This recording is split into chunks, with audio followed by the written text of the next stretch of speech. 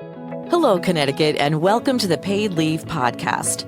The title basically says it all. I'm Nancy Barrow, and I will be delving into this new state program and how it can help you and your family. This podcast will give you information you should know about Connecticut paid leave and maybe just a little bit more. Connecticut paid leave brings peace of mind to your home, family, and workplace. Welcome to the Paid Leave Podcast. Parkinson's Awareness Month is observed in April and is an opportunity to increase awareness about the ailment and its symptoms, as well as to support victims. National Parkinson's Day is observed on April 11th every year to raise awareness about this medical condition and its severity. Muhammad Ali and Michael J. Fox are the most well-known people to suffer from Parkinson's disease. And joining in on this conversation about Parkinson's disease is Holly Seymour, the program director for the Connecticut Chapter of the American Parkinson's Disease Association, also known as APDA. And Heather Pierce joins us as a caregiver. She supported her dad after his diagnosis of Parkinson's in 2019 and was his caregiver and advocate before he passed in 2021.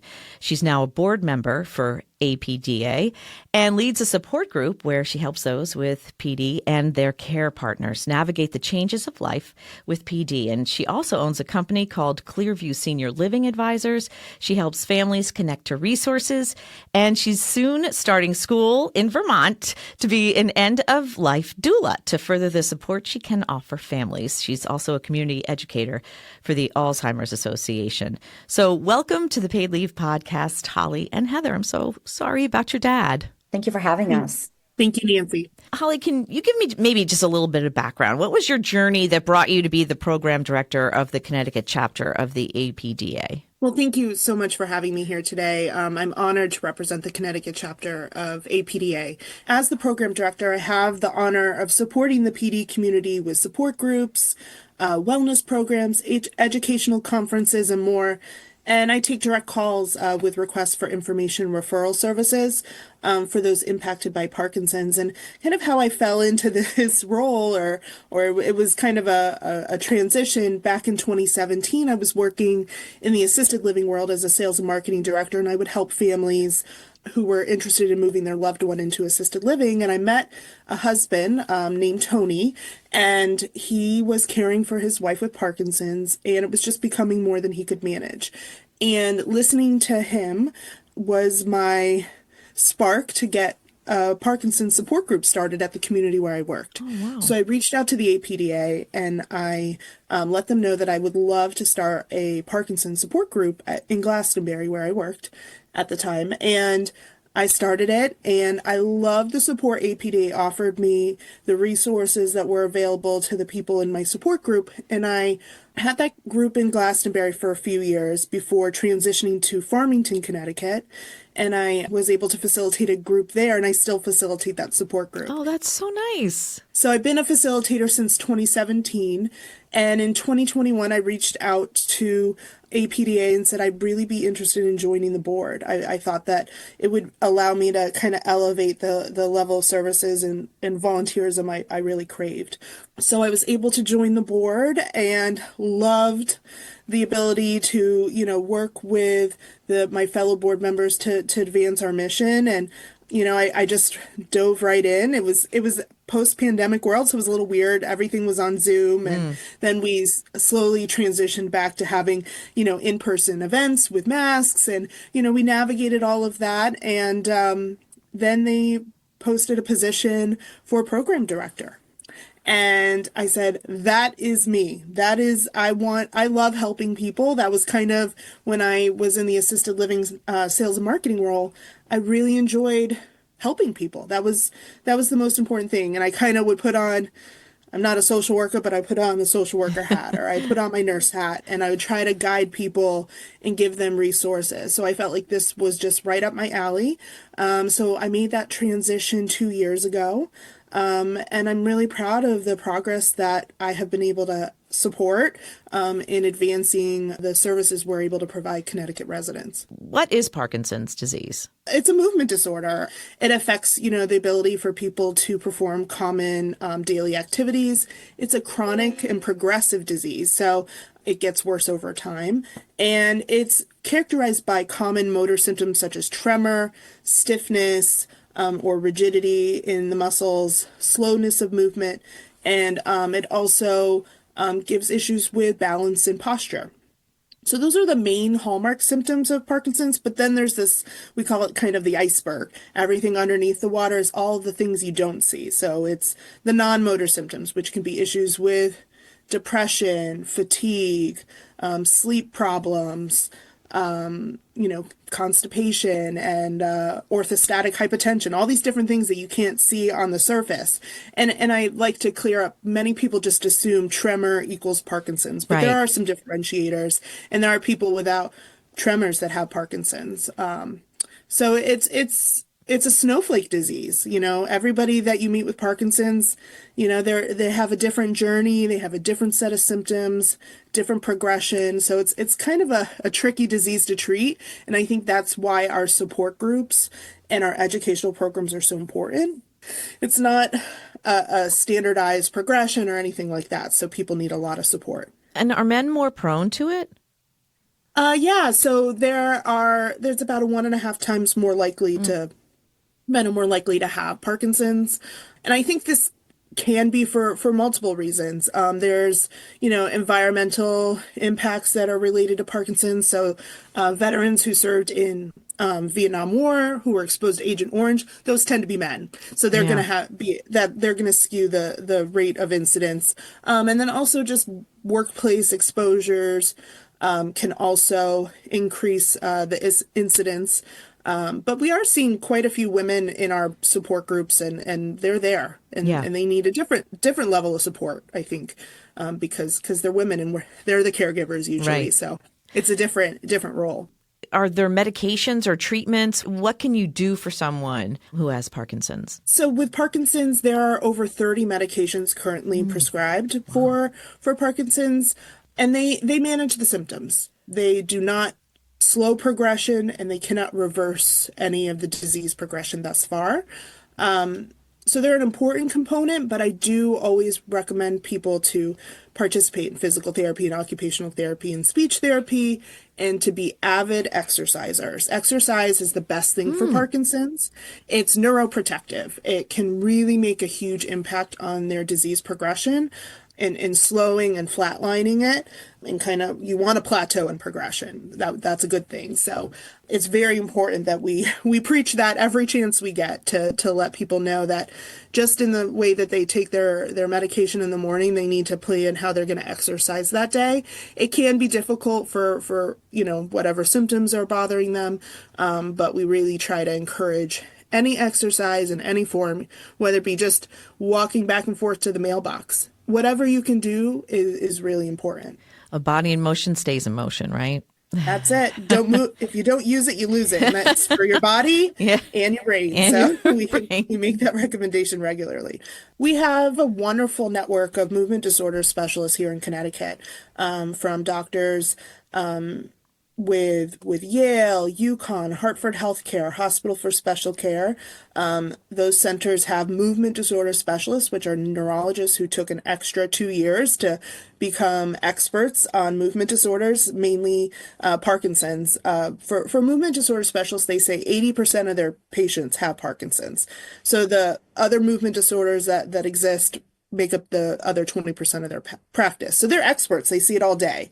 So we do try to recommend that people with Parkinson's get in to have a movement disorder specialist neurologist as their care provider.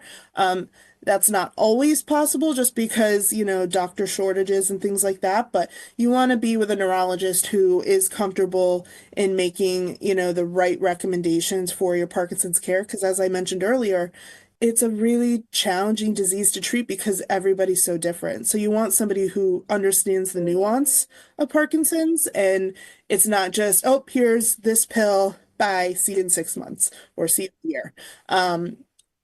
So that's one thing we recommend, and APDA does have kind of those recommendations and awareness of all the doctors who are experts in the field.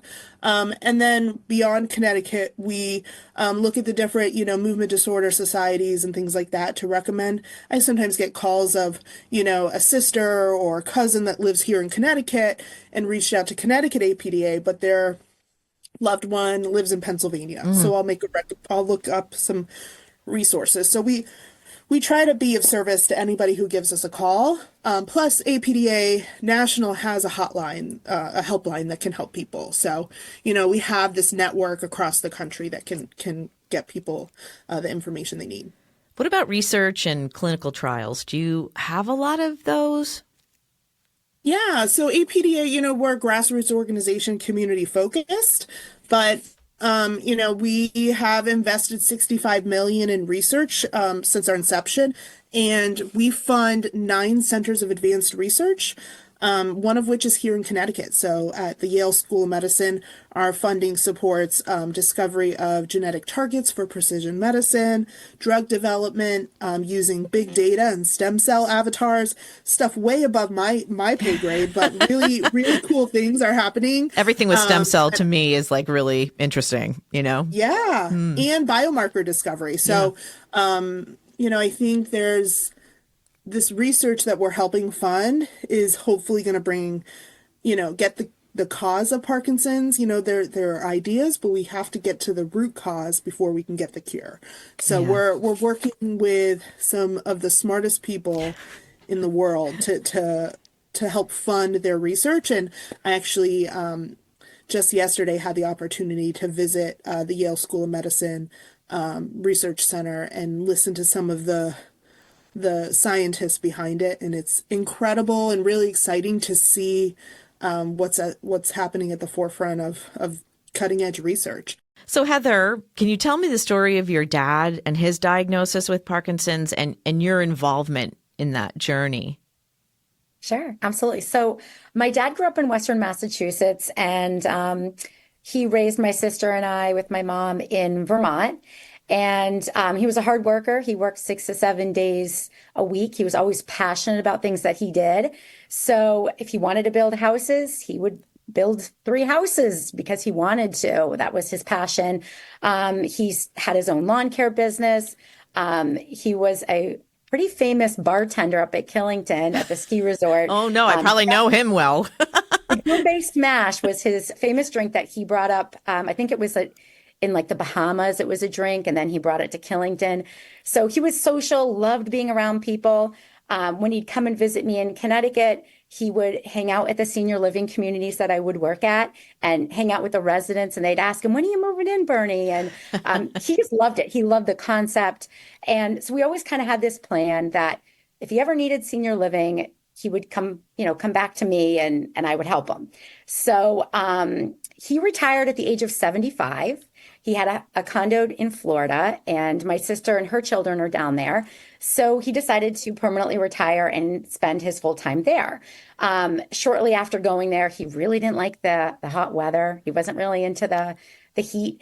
Then he had a fall with his bike, and he noticed he had some problems with his shoulder, was getting stiff, and he did physical therapy. And I would go down and visit him, and I noticed that he was shuffling as he was walking, and I would go with him to doctor's appointments and recommend, can we get him into a neurologist?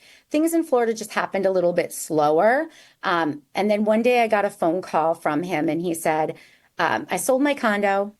I'm coming up to Connecticut. I'm going to live with you, and you're going to help me with senior living. And I said, oh boy. So I said, okay. So he came up, and I was working in Farmington with Holly, and I had Holly meet him, and he did not have a diagnosis at the time.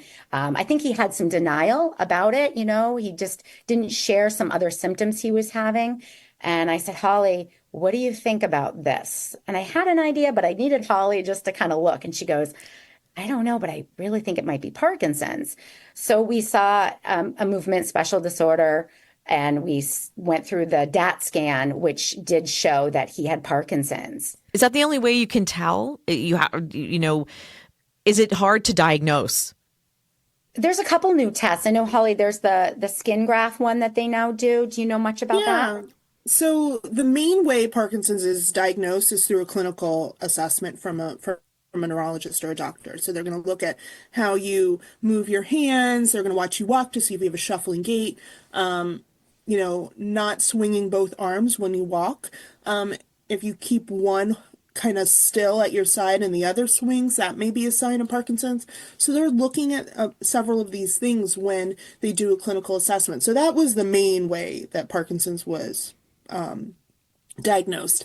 And then 20, 30 years ago, I don't have that data in front of me, DAT scan was developed. And that's where they do kind of like an MRI of the brain, and they're looking at the dopamine producing center of the brain and to see if it lights up in a certain way, you have enough of the dopamine producing cells. If it's diminished in any way, that would be indicative of Parkinson's. And they're also doing those types of scans to rule out other things that could be causing some other symptoms. So sometimes they're trying to, cross other things off the list first, making sure, you don't have you didn't have a stroke or a tumor or something like that could be causing those symptoms first. Yeah. And then recently they developed a skin graft test that is looking for alpha-synuclein in the skin cells, which is a biomarker for Parkinson's. Right. So they take some skin cells. I know one of them happens to be on your hand, and it can be very helpful in confirming a diagnosis. And a lot of times they'll do a clinical assessment first, and you don't always have to get a DAT scan or the skin graft test. He did not have the normal symptoms. So he did not have any shakiness, tremors. He didn't. Really was.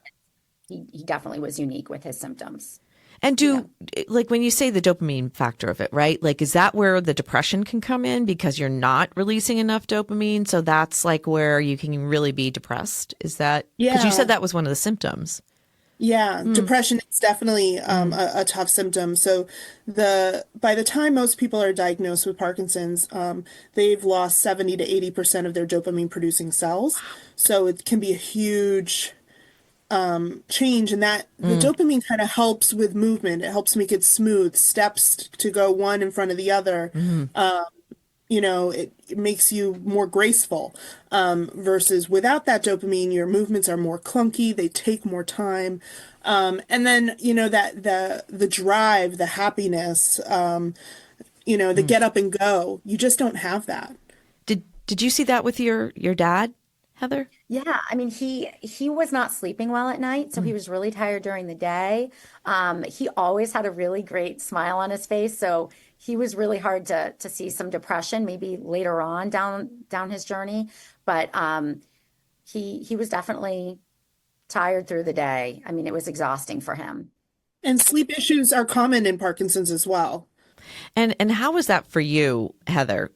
Helping him with this, and what was the process? Was it like a 6-month? Like, was he there for very long before the diagnosis came? So, I mean, I definitely think he had it for a couple years before, and I just think that he wasn't very open about some of the things that he was experiencing.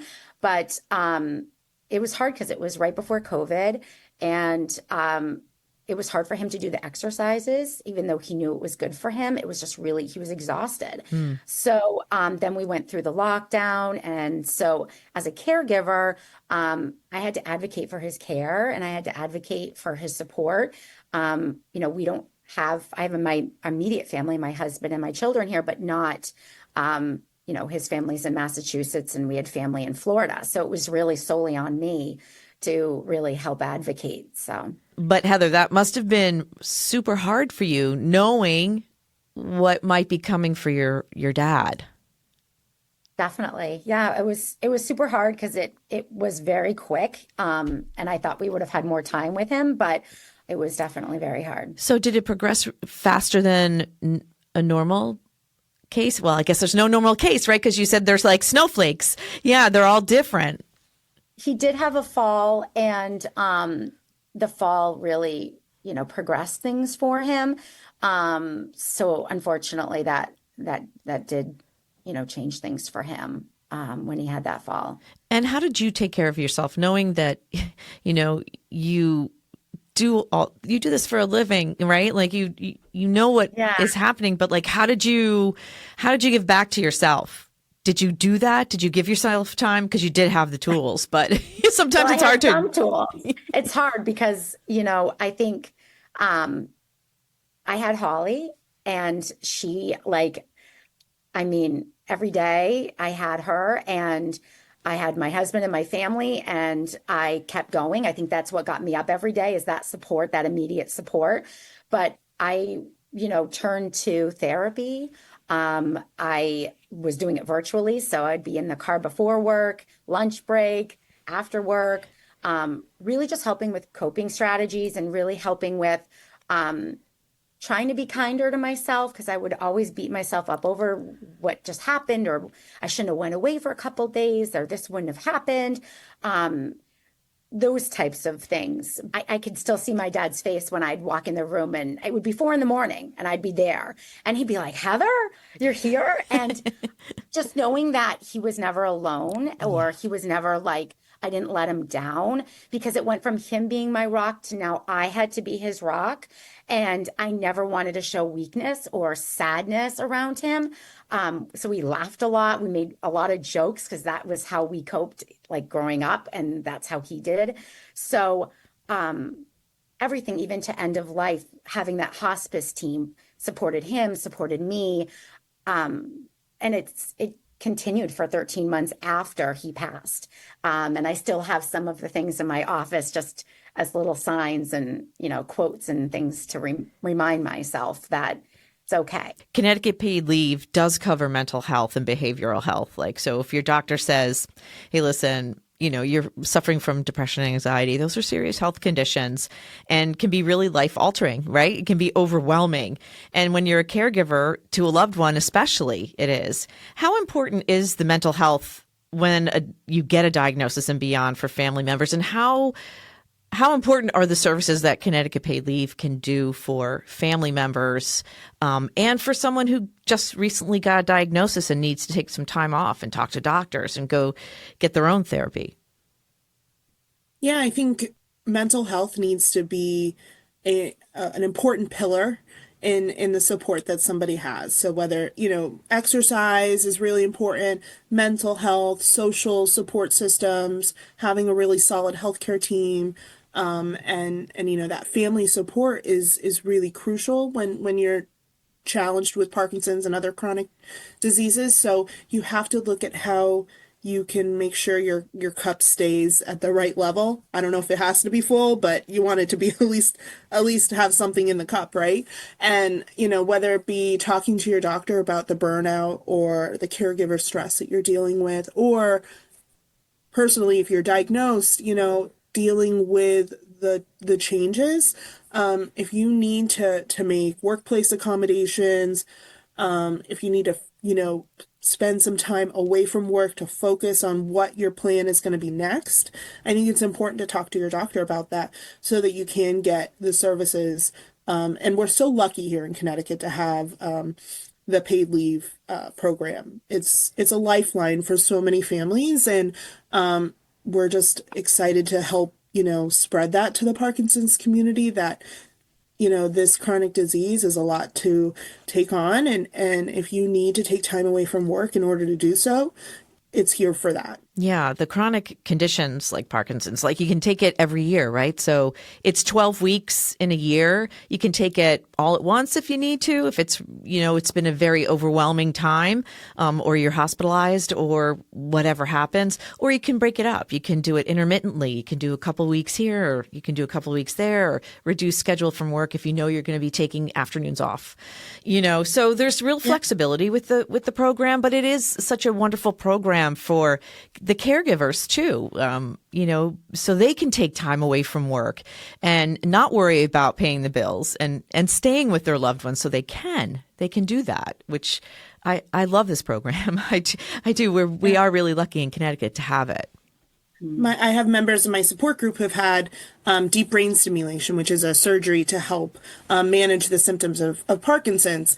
And it's a pretty intense, it's brain surgery. So the recovery after it can take several months. So For example, if they're still in their working years, in their 40s, 50s, or 60s, they can take the 12 weeks and recover after having that surgery. So something like that is really crucial. And it's great to know that, if they use those 12 weeks up this year, and if next year something happens, it's not, they have it available to them again. That's really great. Yeah, I really love that about it.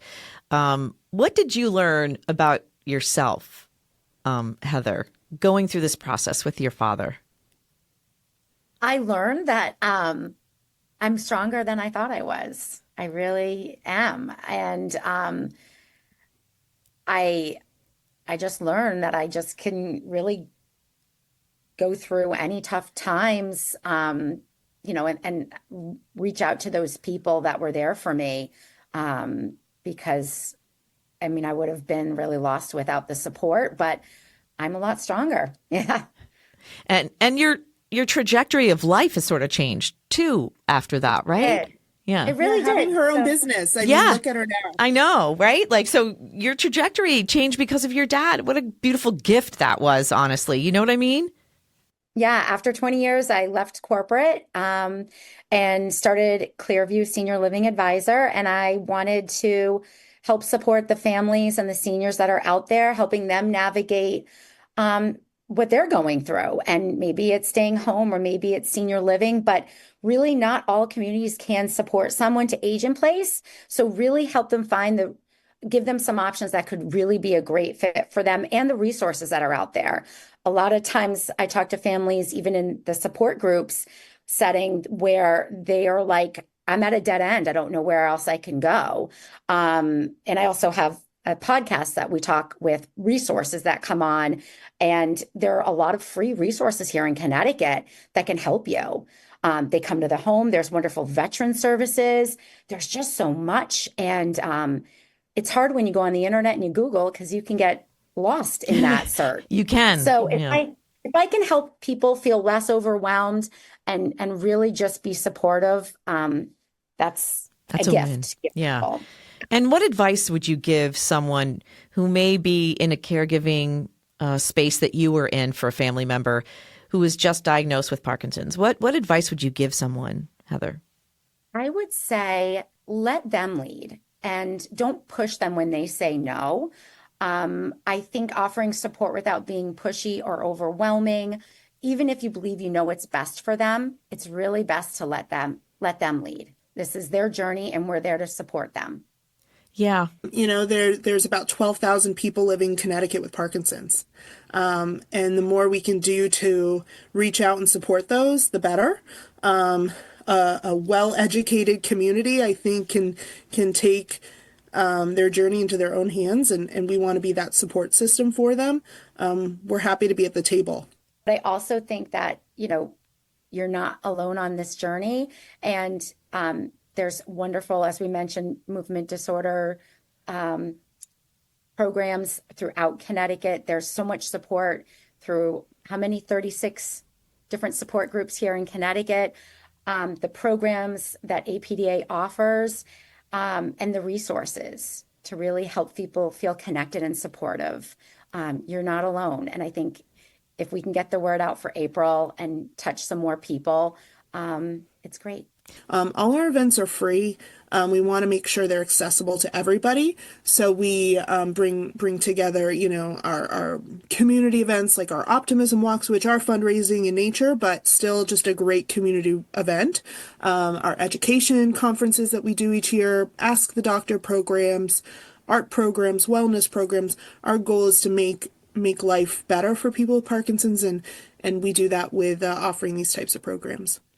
I want to thank my guests, Holly Seymour from the Connecticut Chapter of the American Parkinson's Disease Association, and Heather Pierce, who owns a company called ClearView Senior Living Advisors. And thank you for sharing your personal story about your dad and letting me get to kind of know what kind of person he was. I think that's important to continue keeping him alive in the memories that you have of him. And I just wanted to thank you for sharing and being so personal about it. Thank you so much. Thank you, Nancy.